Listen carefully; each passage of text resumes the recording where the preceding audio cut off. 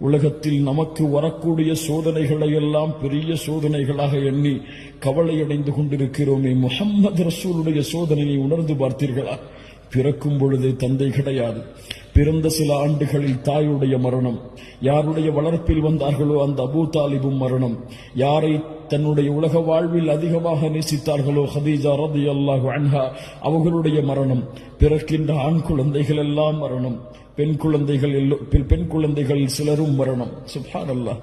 வாழ்கின்ற வாழ்க்கையில் தன்னுடைய உறவுகள், தான் நேசித்த எத்துணை உறவுகளுடைய இழப்புகள் முஹம்மது ரசூலுல்லாஹ் ஸல்லல்லாஹு அலைஹி வஸல்லமுடைய வாழ்வில்.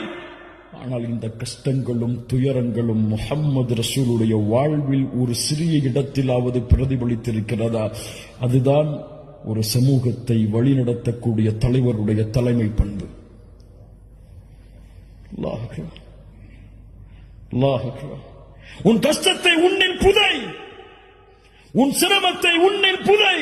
பிறருடைய முயற்சிக்காக, பிறருடைய வெற்றிக்காக இந்த உலகத்திலே எந்த கஷ்டம் வந்தாலும், எந்த பிரச்சனை வந்தாலும் நடந்து செல். அல்லாஹ் உன்னை பொறுப்பேற்று உன்னை நடத்தி செல்லுவான்.